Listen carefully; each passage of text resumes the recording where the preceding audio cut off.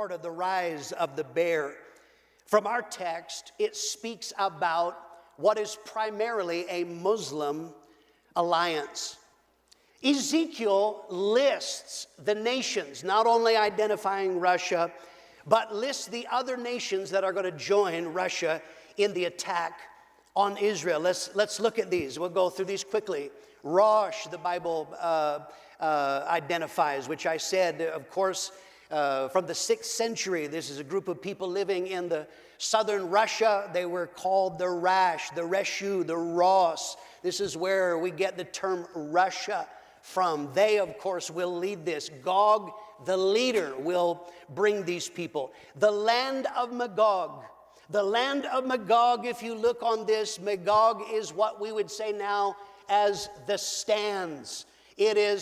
These are former Soviet republics, Kazakhstan, Kyrgyzstan, Uzbekistan, Turkmenistan, Tajikistan, and even perhaps Afghanistan.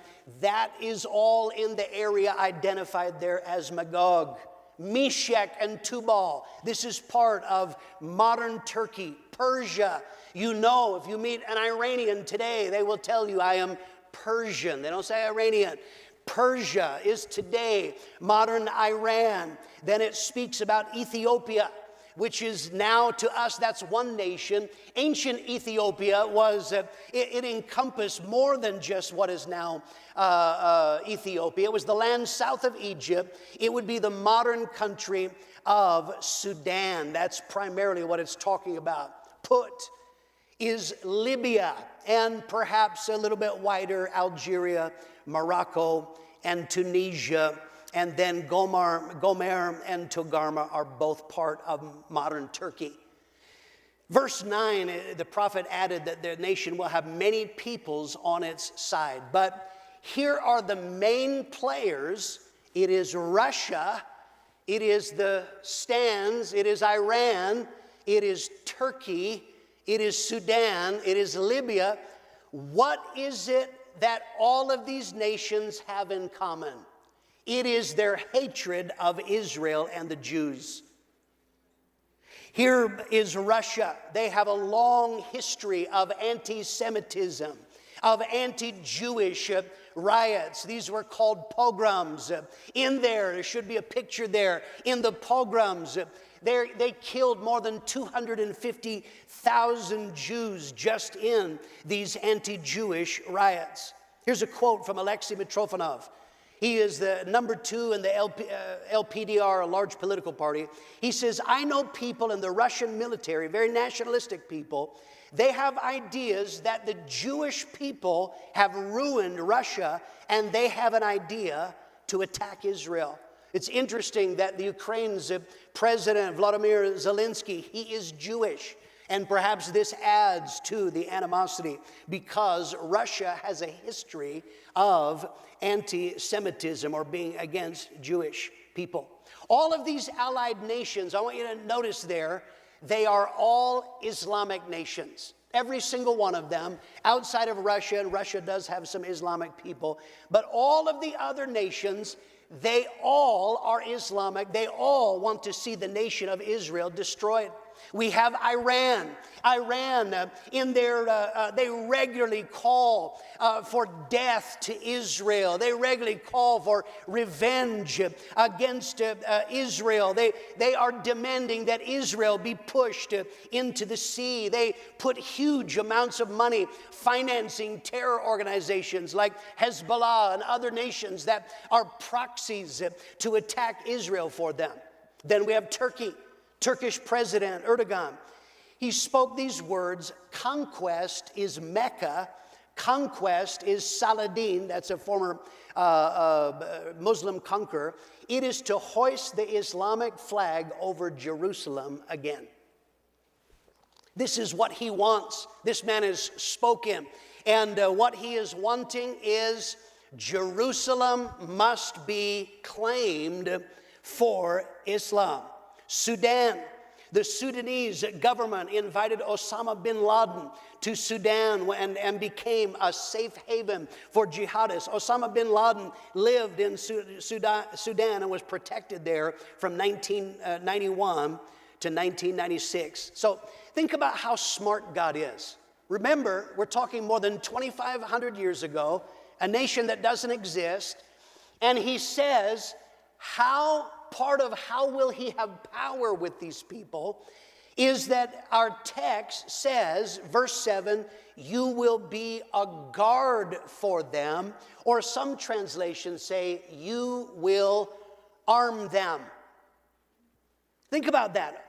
2,500 years ago, God said this nation from the far north, this coalition will be nations that they supply arms to. We have, here's some quotes, headlines. Iran and Russia are negotiating a $10 billion arms deal. Another headline, U.S. again accuses Russia of sending arms and mercenaries to Libya.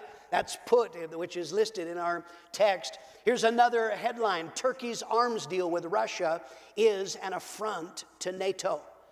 So God, knowing that he would arm them, which would, of course, cause them to want to join, and then their common vision of this coalition is to work together to destroy Israel. Look at this quote. Colonel Pavel Chernov of the FSB believes Russia should say to the Muslim world, we have the power, the land, and the nuclear weapons.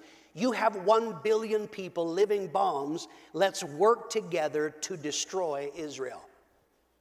And God knew 2,500 years ago that spirit would be in the Russian people and that they would be joined together with these Islamic nations. The fourth part of how could this nation get to the point of being able to attack successfully the nation of Israel has to do with the weakness of other nations. Verse 13 says, when they come to attack, what will the other nations in the world do? Will they supply arms? Will they help? Will they send troops? Absolutely not. Verse 13, they will protest. They will say, hey, that's not nice. But they will do nothing. Does that sound like anything you've been reading in the paper?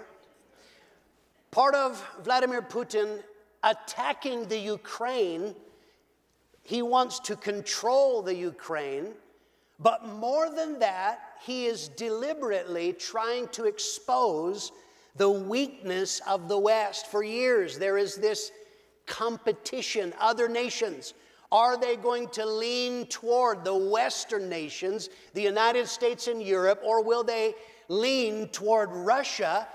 What Vladimir Putin wants to do is show the other nations the West is weak. You better not put your trust in them. We know that last year, September, October, whatever it was, the USA pulled out of Afghanistan. We showed our weakness. We pulled our troops and gave it back to the Taliban. That has emboldened Russia. The Ukraine was they were applying to join NATO, the North Atlantic Treaty Organization, which is a mutual defense pact. If one nation is attacked, Article 5 of the NATO is, we will help you, we will fight and protect you. But what we have seen since February 24 is we see the weakness of the West. The West is not doing anything to help in the fighting, essentially. Here's some headlines explain why NATO isn't sending troops to Ukraine. Another headline, Stoltenberg, NATO will not enforce a no-fly zone in Ukraine. So here is NATO, which is supposed to be a defense pact. They will not help. Remember what we said in point 2? Because Russia says, we'll cut off your oil and gas. It's wintertime. Your people will freeze to death if you get involved. And has shown them to be weak. We see that what's the strategy of Biden and the Western nations? Sanctions. But what they're not telling you is in every sanction that they levy, there are loopholes. Initially they said, they removed banks from the SWIFT banking organization that enables banks to communicate and send money. But not all banks were included. That sounded good when they announced, we're taking them out of SWIFT. But they didn't take all the Russian banks out of SWIFT, just some. The ones that were already under sanction, those were removed from SWIFT. But the others, they let them go, and they let them continue to trade. Initially, when the oil, they were going to, they were still buying Russian oil initially, and some of that has changed a little bit. And then in verse 13, protest without help. We know that Poland offered to help. The Ukrainian Air Force, they have learned to fly on MiGs. Many of their MiG jets have been destroyed. Poland had, 39 MiGs, and they said, we will give them to you. America stepped in and said, absolutely not. Do not give them MiGs. Why? Because Biden says, we do not want to start World War III. So he has already said our opening position is, we don't want to go to war. The weakness. And part of what that does is there are other nations hanging in the balance. Do they go with the West or do they go with Russia? Remember, it was Bill Clinton who signed that treaty and said, absolute, we stand with you, but we're not. And so now the world sees the West is weak, which further strengthens Russia's hand. Let's talk